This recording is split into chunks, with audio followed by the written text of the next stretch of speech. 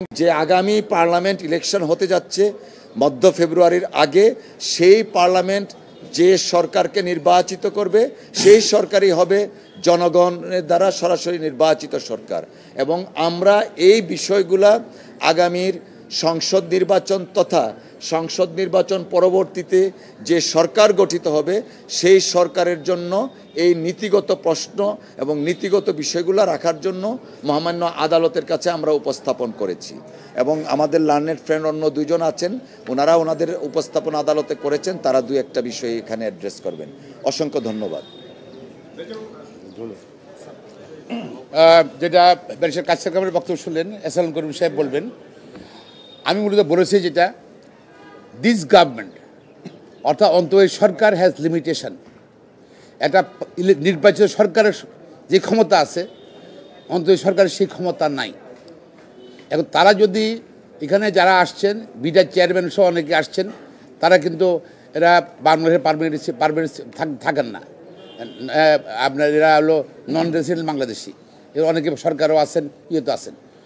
এবং এটা হলো আপনার আমাদের চিটাং পোর্টটা একমাত্র পোর্ট, এখানে ন্যাশনাল সিকিউরিটি ইনভলভ। এখানের মধ্যে আমাদের জাতীয় নিরাপত্তা আছে, জাতীয় স্বীকৃতির ব্যাপার আছে, যার সার্বভৌমত্বের ব্যাপার আছে এখানের মধ্যে।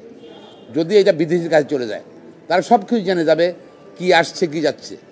এমন বাংলাদেশ ধরেন কোনো অস্ত্র ইম্পোর্ট করতেছে সেটাও জেনে যাবে, তার মনিটর করতে পারবে, সার্ভেলেন্স করতে পারবে।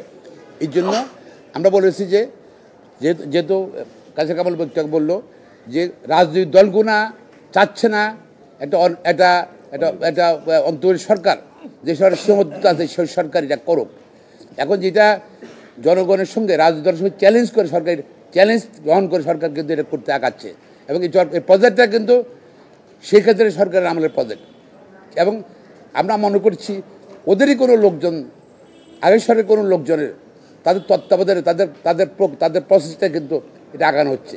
তো আমরা মহামান্য আদালতকে বলেছি যেহেতু জাতীয় নিরাপত্তার প্রশ্ন আছে, আমাদের সুপ্রিম কোর্ট ব্যালেন্স করতে হবে। যেখানে জাতীয় নিরাপত্তা আছে সেখানে সমোটো কোর্ট কিন্তু কোনো উদ্যোগ দিতে পারে, কোর্ট রুল দিতে পারে, ইস্যু করে দিতে পারে। আর এখানে একটা জনস্বার্থে মামলা করা হয়েছে। আমরা আশা করছি, আমরা আশাবাদী ন্যায় বিচার হবে, ন্যায় পাবে। এটা বাংলাদেশের জনগণের ন্যায় বিচার পাবে আমরা মনে করি, যদি রুলটা অ্যাবসলিউট হয়, এবং ন্যায় বিচার হবে আশা করছি ইনশাল্লাহ।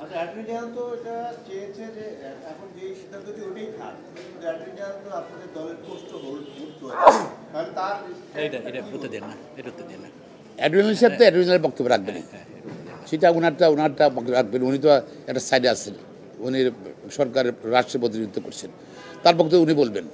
আমরা আমাদেরটা বলছি, আমরা আদালতে কী বলেছি সেটা আমরা বলছি। জাতীয় নিরাপত্তা, সার্বভৌমত্ব এবং জনগণের নিরাপত্তার বস্তু আছে। যদি এইটা যদি বিদেশিরা যদি এখানে চলে আসে,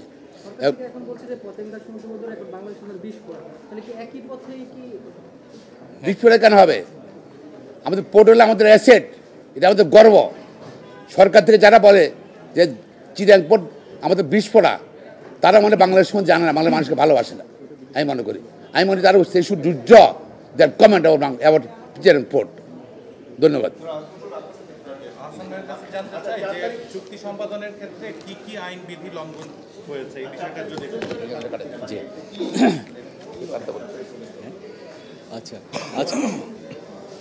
সরকার পক্ষ থেকে যে বিরোধিতা করা হয়েছে এই রুলের বিষয়, তার মধ্যে প্রথম কথা বলা হয়েছিল যে এই রুলটা প্রিম্যাচিওর, অর্থাৎ এখন পর্যন্ত কন্ট্রাক্ট স্বাক্ষরিত হয়নি, সুতরাং এই পর্যায়ে এসে রিট পিটিশন দাখিল করা যায় না। তিনি আরও বলেছেন যে আইনের কোনো বত্যয় হয়নি, এবং আইন যদি বত্যয় না হয়ে থাকে তবে সেই ক্ষেত্রে রিট পিটিশন দায়ের করা যায় না। তৃতীয়ত উনি যেটা বলেছেন যে 5ই আগস্টের পর থেকে এই সরকার যে যখন ক্ষমতা গ্রহণ করেছেন তখন তারাই সমস্ত কার্যকলাপ এবং আইন কানুন যত আইন আছে সেই আইনের অধীনে যত কাজ করতে পারে তারা করতে পারেন। মূলত এই বিষয়গুলো উপরে আমাদের অ্যাড্রেস করতে হয়েছে। প্রথম কথা হচ্ছে যে আমাদের উত্তর ছিল রিটের প্রিম্যাচুরিটি নিয়ে, অর্থাৎ রিট এখন পর্যন্ত কন্ট্রাক্ট হয়নি সেই বিষয়ে বলার জন্যে। সেক্ষেত্রে আমাদের বক্তব্য ছিল যে 2023 সালে সরকার নীতিগতভাবে ডিপি ওয়ার্ল্ডকে চুক্তির জন্যে অনুমোদন দিয়ে গেছে, সেটি হচ্ছে সবচেয়ে বড় বিষয়। এবং পরবর্তীতে এই সরকার এসে চুক্তির কার্যক্রমকে প্রসিড করছে। এবং এটাকে চ্যালেঞ্জ করা হয়েছিল যে এই অনগোয়িং প্রসেসকে চ্যালেঞ্জ করার পিছনে আমাদের যে কারণটা সেটা হচ্ছে যে পিপিপি এর আন্ডারে প্রাইভেট পাবলিক প্রকিউরমেন্ট অ্যাক্টের আন্ডারে পার্টনারশিপ অ্যাক্টের আন্ডারে কোনো এক্সিস্টিং স্ট্রাকচার যেগুলো আছে সেটাকে বিদেশিদের কাছে দেওয়া যাবে না বর্তমানে আছে এবং যেটা বর্তমানে আইসিটি পোর্টটা বর্তমানে এস্টাবলিশ পোর্ট যেখান থেকে বাংলাদেশ গভর্নমেন্ট 600 কোটি টাকার মতো রেভিনিউ পাচ্ছে এবং সামনে আরও বাড়বে বলে অ্যান্টিসিপেট করা যায়। যেহেতু পিপি অ্যাক্টে এক্সিস্টিং কোনো স্ট্রাকচারের উপর কোনো অপারেশন করা যায় না, সরকার ডিপি ওয়ার্ল্ডকে যে বিদেশের হাতে দেওয়ার জন্য যে প্রসেস করছে সেটা অবৈধ এবং আইন দ্বারা নিষিদ্ধ। দ্বিতীয় হচ্ছে যে এই আইনে বলে দেওয়া আছে একটা বিশেষ পরিমাণ অঙ্কের কথা বলা আছে, অন্তত 1200 কোটি টাকা এখন নতুন নিয়মে করা হয়েছে, যেখানে ডিপি ওয়ার্ল্ড 200 কোটি টাকার প্রস্তাব দিয়েছে যেটা আইন অনুযায়ী সমর্থিত না। সুতরাং এই দুই বিষয় আইনের সম্পূর্ণভাবে কন্ট্রাডিকশন হচ্ছে, ভায়োলেশন হচ্ছে, ব্যত্যয় হচ্ছে। তৃতীয়ত হচ্ছে আইনে পরিষ্কার বলে দেওয়া আছে যে মন্ত্রিসভা কর্তৃক এই বোর্ড অফ গভর্নেন্স গঠিত হবে এবং প্রধানমন্ত্রীর নেতৃত্বে। এখন বোর্ড অফ গভর্নেন্স কী হবে বলে দিচ্ছে যে রুল অফ বিজনেসে যেভাবে বলে দেওয়া আছে সেভাবে হবে। সেই ক্ষেত্রে প্রাইম মিনিস্টার তাদের সমন্বয়ে গঠিত হবে, কিন্তু এখন পার্লামেন্ট নাই। আমাদের বক্তব্য ছিল যেহেতু পার্লামেন্ট নাই, যেহেতু প্রাইম মিনিস্টার নাই, মন্ত্রী নেই, সুতরাং এই মুহূর্তে এই সরকার কোনো রকম প্রসেস গ্রহণ করতে পারেন না। তার উত্তরে অ্যাটর্নি জেনারেল সাহেব বলেছেন যে 5ই আগস্টের পর যে সরকার এসছেন সে সরকার সমস্ত আইনের অধীনে সমস্ত কিছুই প্রাইম মিনিস্টারের যে ক্ষমতা আছে সেগুলো তারা গ্রহণ করতে পারেন। সেক্ষেত্রে আমাদের উত্তর ছিল যে স্টেট নেসেসিটির জন্যে যেটা প্রয়োজন, স্টেট নেসেসিটি সরকার চালাতে হলে যেগুলো প্রয়োজন সেগুলো নিশ্চয়ই তারা করতে পারেন, কিন্তু ডিপি ওয়ার্ল্ডকে এই মুহূর্তে এই কন্ট্রাক্টটা হস্তান্তর করাটা স্টেট নেসেসিটি না। সুতরাং এই ক্ষেত্রে আইনের শর্ত মানতে হবে, বিশেষত যেখানে অ্যাপিল ডিভিশন তত্ত্বাবধায়ক গভর্নমেন্ট সিস্টেম আবার রিভাইভ করে দিয়েছে। সুতরাং সেই সংবিধানে পুনঃস্থাপিত এই প্রবিধান পুনঃস্থিত হওয়ার পরে যে বিধানটা আসে যে তত্ত্বাবধায়কের সময় বা কেয়ারটেকারের সময় কোনো রকম নীতিগত সিদ্ধান্ত নেওয়া যাবে না, শুধুমাত্র রুটিন ওয়ার্ক এবং ইলেকশন সম্পর্কিত যে সিদ্ধান্তগুলো সেগুলো নিতে হবে, ডে টু ডে অ্যাফেয়ার্স ইত্যাদি, কিন্তু নীতিগত কোনো সিদ্ধান্ত নিতে পারবেন না। এটা যেহেতু একটা রাষ্ট্রের জন্যে একটা বড় রকমের নীতিগত সিদ্ধান্ত, সুতরাং পরবর্তী পার্লামেন্ট না আসা পর্যন্ত এই নীতিগত সিদ্ধান্ত আর কেউ নিতে পারবেন না এবং এই সরকার এই কোনো পলিসি ডিসিশন যদি নিতে পারেন না কনস্টিটিউশনালি, সুতরাং তারা ডিপি ওয়ার্ল্ডের সাথে চুক্তির নিয়ে অগ্রসর হতে পারেন না। আমাদের বক্তব্য মোটামুটি এইভাবেই ছিল। মোদির যে আদেশ ছিল সেটাই চলবে এবং 4 ডিসেম্বর রায়ের জন্য দিন ধার্য করা আছে। এখানে তাহলে যদি নির্বাচিত সরকার এই সিদ্ধান্তটা নেয় পরবর্তীতে, ডিপি ওয়ার্ল্ড তো সারা বিশ্বব্যাপী আমরা জানি তাদের একটা আলাদা পরিচিতি আছে, এরকম বড় বড় পোর্টটা এই পোর্ট হ্যান্ডেল করছে, এই সিদ্ধান্তটা নির্বাচিত সরকার নিলে পিটিশনারদের কোনো সমস্যা নেই বা তারা সেই ব্যাপারে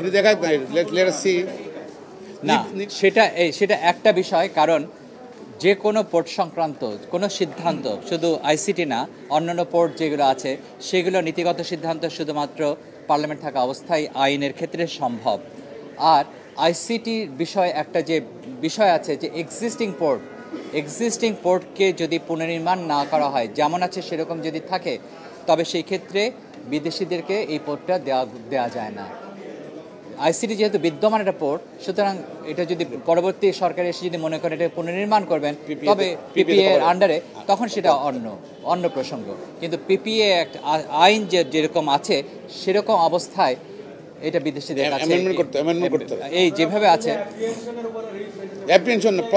আচ্ছা, এই যে অ্যাপ্রিহেনশন আবার রিট মেনটেনেবল না, ওটা যেটা বলেছেন সেটা আমাদের উত্তর হচ্ছে এখানে কোনো অ্যাপ্রিহেনশন না, কারণ 2023 সালে সরকার নীতিগত সিদ্ধান্ত দিয়েছে এটা ডিপি ওয়ার্ল্ডকে দেওয়ার জন্য এবং তারই পরিপ্রেক্ষিতে এই প্রসেসগুলো চলছে। ঠিক একইভাবে engineer Mahmudul Islam versus government of বাংলাদেশের মামলায় ঠিকই এইভাবে সরকার যখন নীতিগত সিদ্ধান্ত নিয়েছিল সেটার উপর চ্যালেঞ্জ করা হয়েছিল। আমাদের যে রিট পিটিশনটা সেটাও বিগত সরকারের সময় যে সিদ্ধান্ত দিয়েছিল এবং তার উপর পরিপ্রেক্ষিতে যে অগ্রসর করা হচ্ছে সেটাকে চ্যালেঞ্জ করা হয়েছে।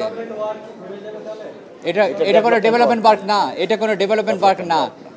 ডেভেলপমেন্ট ওয়ার্ক হচ্ছে সেগুলোই যেগুলোতে নতুন করে পোর্টের পোর্ট গঠন করা হচ্ছে বা অন্য কোনো স্ট্রাকচার করা হচ্ছে, এটা বিদ্যমান, এখানে ডেভেলপমেন্ট মার্কেট কোনো কাজ না করে তারা কমিশন নিতে চায় ডিপি ওয়ার্ল্ড।